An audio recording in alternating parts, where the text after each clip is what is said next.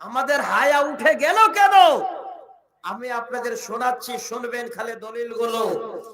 এবার 3 নম্বর একটা হাদিস শোনাচ্ছি, যে হাদিসটা প্রথমেই পড়েছিলাম, সহিহ বুখারীর হাদিস, ইবনে উমর হাদিসের রাবী, হাদিস নাম্বার 16।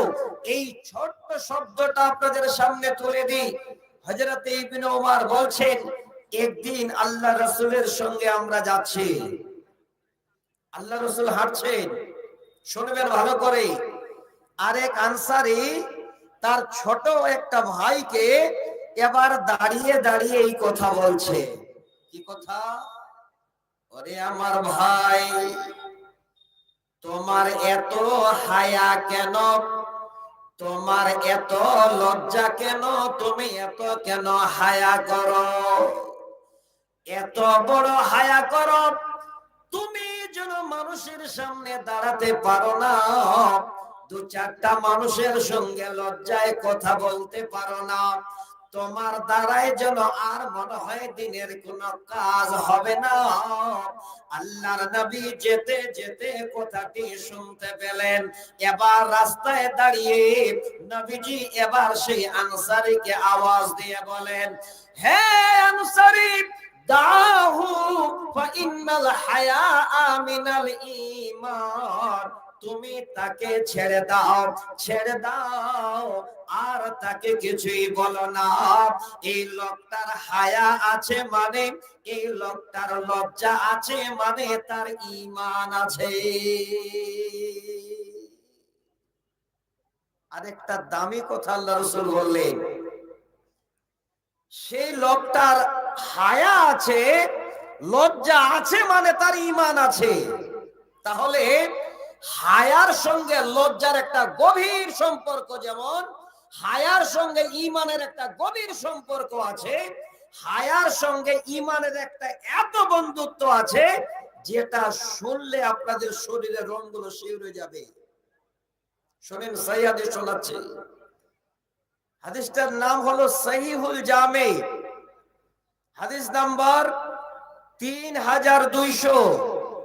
এই হাদিসের ভিতরে একটা শব্দ আছে কুরিনা, যার অর্থ হলো নিকটবর্তী, এক অপরের পাশে থাকা। আল্লাহ রাসূল এবার এই শব্দটা দিয়ে হায়া এবং ঈমান দুটো সম্পদকে বুঝাতে চাইলেন। যারা বসে আছেন, অনেক কথা আপনারা শুনলেন, আরো শুনবেন। আমি আধা ঘন্টা আপনাদের টাইম পেয়েছি, 25 যখন হবে ছেড়ে দেব ইনশাআল্লাহ। তবে একটাও কোরআন হাদিস ছাড়া, দলিল ছাড়া আজকে অন্য কোনো কথা নয়, এই হায়া শব্দটাকে বুঝাবার জন্য আমি বলছি। এবার হায়া কত দামি সম্পদ, এই হাদিসটা থেকে একবার আপনারা সবাই চিন্তা ভাবনা করেন। নবীজি বলেন, আল হায়া ওয়াল ঈমান কুরিনা জামিআ। একবার আমার দিকে তাকান, তাহলে 1 মিনিট নয় 5 সেকেন্ডে বুঝে যাবেন। আল্লাহর নবী এই রকমের হায়া আর ঈমানকে যেন কাছাকাছি বললেন। কুরিনা শব্দর মানে হলো কাছাকাছি। নবী বলেন, উম্মত, আল হায়া ওয়াল ঈমান কুরিনা জামিআ। হায়া আর ঈমান হলো এই রকমের কাছাকাছি, এই রকমের তাদের দুইজনের সম্পর্ক। তারপরের শব্দটা কত দামি। নবীজি বলেন, উম্মত, ফাইজা রফিআ আহাদুহুমা।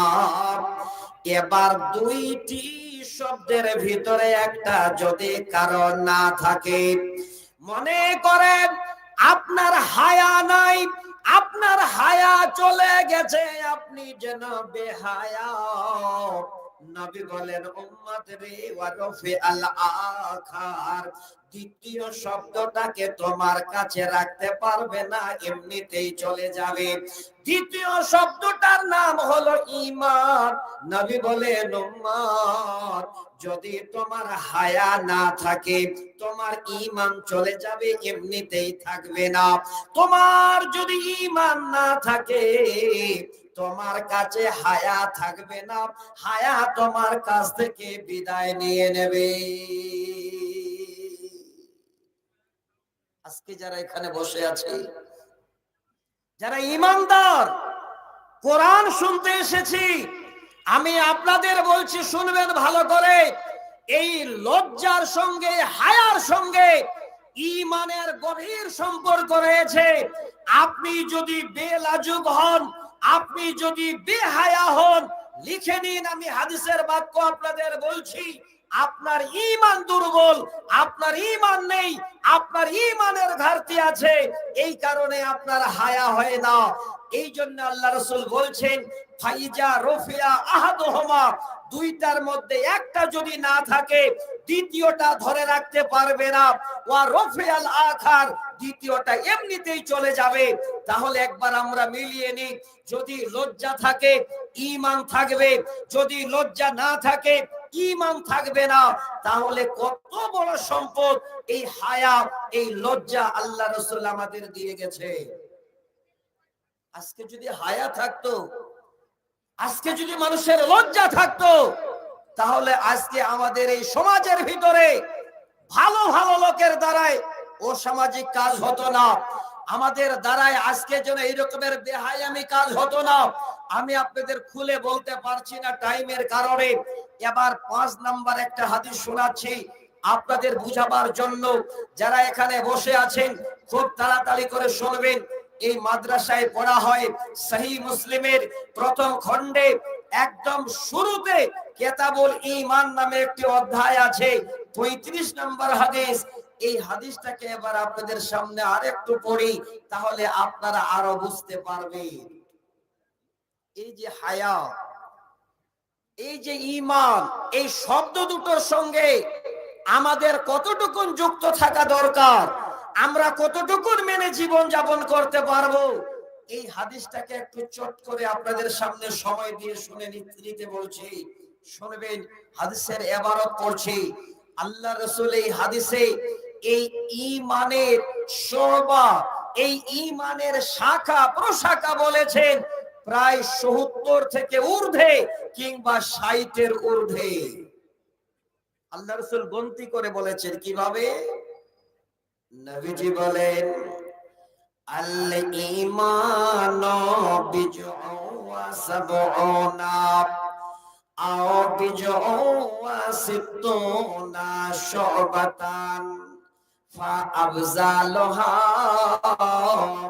কাউলু লা ইলাহা ইল্লাল্লাহু ওয়া আদনাহা ইমাতাতুল আযা আনিত তারিক ওয়াল হায়াউ শুবাতুম মিনাল ঈমান। ঈমানদার ভাই, আমার সমস্ত দ্বীনি ভাই, এই হাদিসটার তরজমাটা করছি, একটু শুনে নে যাবেন। আল্লাহ রাসূল বলছেন ঈমানের শোভা, ঈমানের শাখা প্রশাখা 70 কিংবা 60 এর ঊর্ধ্বে। তাহলে মনে করুন 70 এর ঊর্ধ্বে যদি হয়তো 71 ধরেন, সাপোজ একটা উদাহরণ দিচ্ছি। এই হাদিসে আল্লাহ রাসূল সব থেকে যেটা আপার লেভেলের শাখা শোভা সেটাকে, আর সব থেকে যেটা নিম্নমানের শাখা সেই শাখাটাকে আল্লাহ রাসূল উল্লেখ করেছেন সবে মাত্র 2টি। দেখে নিয়ে যান, জীবনে কাজে দেবে। এই আধা ঘন্টায় আপনার জীবনের পরিবর্তন আল্লাহ করে দিতে পারেন, আপনার যেন বড় একটা জারিয়া করে দিতে পারেন। আপনার হায়া এবং লজ্জা এবং ঈমান আপনার মজবুত হয়ে যেতে পারে। আল্লাহ রাসূল বলছেন 1 নাম্বার যেটা, সেটা হলো ফা আফজালুহা কাউলু লা ইলাহা ইল্লাল্লাহ। 1 নাম্বারের শোভাতের নাম হলো লা ইলাহা ইল্লাল্লাহ পড়া। লা ইলাহা ইল্লাল্লাহ যেন বুকের ভিতরে জায়গা দিয়ে জবানে পড়ে মেনে নেওয়া। আমার ভাই, আমার বাপ, ঈমানের সবার ভিতরে 1 নাম্বার হলো লা ইলাহা ইল্লাল্লাহ। সব থেকে নিচের সওগাতের নাম নবীজি বলেন ওয়া আদনাহা ইমাতাতুল আযা আনিত তারিক, রাস্তা থেকে কষ্টদায়ক কোন বস্তুকে সরিয়ে দেওয়া, এটা হলো ঈমানের সবথেকে নিম্নমানের স্বভাব। ওয়াল হায়া ও শুবাতুম মিনাল ঈমান, আর হায়া হলো ঈমানের একটি অঙ্গ, হায়া হলো ঈমানের একটি স্বভাব। আমার ভাই, হে দিনী বন্ধু, আজকে যে যুবক, আজকে যে আমার দিনী ভাই, আপনাদের কাছ থেকে হায়া চলে গেল, লজ্জা চলে গেল। 4-5 জন একসঙ্গে শিকার টানছেন, দাঁড়িয়ে পেচ্ছাপ করছেন, মা বাবা আপনার যেন কোনো কথাই নিতে পারছে না, এত বেহায়া হয়ে গেছেন। মা বাবার সামনে এখন ছেলে মেয়ে সবাই যেন এই রকমের কিছু কথাবার্তা বের করছে, যেটা মা বাবারাও সহ্য করতে পারে না। আমি আপনাদের খুব দুঃখের সহিত বলছি, এই লজ্জা, এই হায়া যদি আজকে আপনারা ফিরিয়ে নিতে পারেন, আকাশ থেকে শুরু করে জমিন পর্যন্ত যেখানেই যাবেন, আল্লাহ আপনার সম্মানকে বাড়িয়ে দেবে। একটা উদাহরণ দিই, কোরআন এবং সহিহ সুন্নাহর উপরে এতক্ষণ আপনারা যা শুনলেন, 5টি হাদিস শোনালাম যে এই হায়া কত দামি সম্পদ। এবার আসেন আর একটা আপনাদের ভাগ বলছি। এই হায়া হলো 2 ভাগ, 2 কিসিম। যারা আমার বন্ধু, আমার জ্ঞানী বাপ, আমার ভাইজান, আপনাদের বলছি, কালে শুনে নেবেন, হয়তো আপনাদের জানা আছে কিনা। হায়া হলো 2 কিসিমের, হায়া হলো 2 প্রকার। 1 নাম্বার ফিতরি হায়া, 2য় নাম্বার ঈমানি হায়া। এই হায়া দুটোকে যদি জীবনে আপনারা বাস্তবায়ন করতে পারেন, তাহলে জেনে রাখবেন, আমাদের এই সমাজ, আমাদের এই জাতি, আমাদের এই শিক্ষা প্রতিষ্ঠান, আমাদের কোরআন হাদিস আজকে মানুষ সকলে যেন বক্ষে করে নিয়ে বেড়াবে। সবাই চাইবে যে আল্লাহ কমপক্ষে এই রকমের করে আমরা আমাদের জীবন যাপন করি। ফিতরি হায়া প্রথম কিসিম, প্রথম প্রকার, শুনবেন ভালো করে। বাংলায় বলা হয় প্রকাশ্য হায়া, প্রকাশ্য লজ্জা। অনেক মানুষ আছেন যে এই রকমের একটা পর্যায় হয়ে গেল যে এত লজ্জা পেল, লজ্জায় আর মুখ দেখাতে পারে না। সাপোজ একটা উদাহরণ দিই, সতর ছুপানা। আজকে আপনারা এই জামা কাপড় গায়ে দিয়ে আছেন, হঠাৎ করে যদি কোনো মানুষের সামনে আপনার জামা কাপড়টা না থাকে, আমার মনে হয় কারো দিকে তাকাতে পারবেন না, এত লজ্জা পাবেন, এত আপনার হায়া মনে হবে যে আল্লাহ আমার মনে হয় মাথা আজকে মাটিতে ঢুকিয়ে দিই। কোরআন থেকে নেন উদাহরণ, মানুষের মুখের কথায় নয়। যে সূরাটি পড়েছিলাম, সূরা আল আরাফ, আয়াত নাম্বার 22। এবার এই 22 নম্বর আয়াত, প্রথম আয়াত পড়েছিলাম 33 নম্বর আয়াত, তরজমাটা করে 1 মিনিটে নেমে যাব। তারপরে ইনশাআল্লাহ আপনাদের কাছে আবার অন্যান্য আলেম ওলামারা আসবেন। এবার এই প্রকাশ্য হায়া কাকে বলে আমি ছোট করে একটা উদাহরণ দিচ্ছি। হযরতে আদম আর হাওয়া আলাইহিস সালাম আল্লাহ জান্নাতে রাখলেন এবং বললেন, আমার জান্নাতে ঘুরো ফিরো, খাও, একটা গাছের কাছে যেও না। এবার তারা নিষেধ মানলো না, গাছের কাছে গিয়ে দাঁড়িয়ে ফল খেতে লাগলো। আল্লাহ তখন আওয়াজ দিয়ে বললেন, কি বলছেন? আল্লাহ পাক বলেন, আদম শোন, ফালাম্মা যাকাশ শাজারাতা বাদাত লাহুমা সাওআতুহুমা ওয়া তাফিকা ইয়াখসিফানি আলাইহিমা মিন ওয়ারাকিল জান্নাহ। ফিতরি হায়া বুঝাতে গিয়ে কোরআনের আয়াত শোনালাম। আল্লাহ গাছের কাছে যেতে নিষেধ করলেন। এবার 2 জনে যেন শয়তানের চক্রান্তে পড়ে গাছের কাছে গেল। দাঁড়িয়ে দাঁড়িয়ে যখনই তারা মুখে ফল লাগিয়ে দিল, আল্লাহ পাক যেন নারাজ হয়ে গেলেন, আওয়াজ দিয়ে বলেন, আদম, এই গাছের ফল খেতে নিষেধ করেছিলাম, খাওয়ার কারণে আমি আল্লাহ তোমাদের দুইজনের জান্নাতের কাপড়গুলো খুলে নিলাম। আল্লাহ পাক জান্নাতের ভিতরে দুইজনের জামা কাপড়গুলো যেন এবার খসিয়ে নিলেন, সেখান থেকে টেনে নিলেন। জান্নাতের ভিতরে আদম আর হাওয়া দুইজনে এবার উলঙ্গ হয়ে গেছে। কেউ কারো দিকে তাকাতে পারে না লজ্জায়, কোন মানুষ নেই। এই দুটো মানুষ কি কেমন ভুল করলো, তারা কারো দিকে তাকাতে পারে না, এত লজ্জা পেয়েছে। লজ্জা কি করে নিবারণ করবে? আল্লাহ বলছেন, ইয়াকসিফানে আলাইহিমা মিন ওয়ারাকিল জান্নাত, আবার তারা জান্নাতের গাছের কাছে গিয়ে জান্নাতের গাছের পাতাগুলো টেনে টেনে তাদের লজ্জাস্থানকে ঢাকাচ্ছে, তাদের ইজ্জত আবরুকে ঢাকাচ্ছে।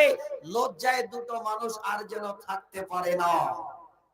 আমার বাপ, আমার ভাই, হে যুবক বন্ধু, একটু লজ্জা করেন। প্রকাশ্যে যদি আপনারা লজ্জা পান, আর যদি আল্লাহকে বলে স্মরণ হয়, আপনার ঈমান মজবুত হয়ে যাবে।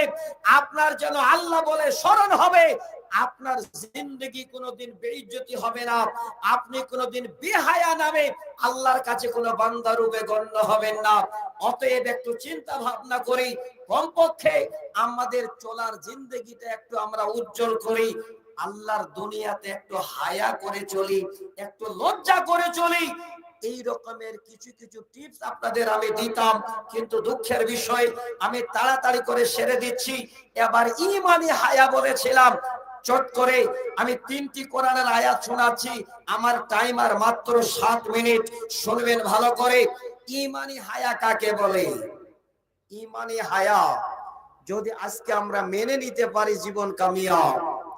ঈমানি হায়ার অর্থ হলো আল্লাহ পাক রব্বুল আলামিনকে ভয় করা, ডর করা। এই রকমের কিছু কিছু কাজ আছে যে কাজগুলো করলে আল্লাহ নারাজ হয়ে যান, সেই কাজ থেকে ইজতিনাব করা, বেঁচে থাকা, এর নাম হলো ঈমানি হায়া। এবার বলবেন মাওলানা দলিল? আল্লাহর কোরআন সূরা নিসা আয়াত নাম্বার 1, প্রথম নম্বর আয়াত। এইটুকু শব্দ খালে মাথায় রাখেন, ইন্নাল্লাহা কানা আলাইকুম রাকিবা, নিশ্চয়ই আল্লাহ আমাদের উপরে নিগরান। আল্লাহ সবকিছু আমাদের দেখেন। গভীর রাত্রি বেলায় যদি একটা কোনো কাজ করতে যাই, ওই টাইমে যদি আপনার মনে পড়ে যে আল্লাহ কেউ দেখতে না পেলেও তুমি দেখতে পাও, এতটুকুন যদি আপনার আল্লাহর প্রতি ভয় হয়, জেনে রাখবেন আপনি বেঁচে গেলে আপনার জন্য ঈমানি হায়া আছে। এই জন্য আপনি কাজটা করলেন না, ছেড়ে দিয়ে বাড়ি ফিরে আসলেন। আরো আসেন, দুটো আয়াত বলছি। সূরাটির নাম সূরা গাফির, আয়াত নাম্বার 19। আবার দ্বিতীয় নাম বলা হয় সূরা মুমিন। সেই সূরাটার আপনাদের 19 নম্বর আয়াত। এতটুকু শব্দ শোনাচ্ছি।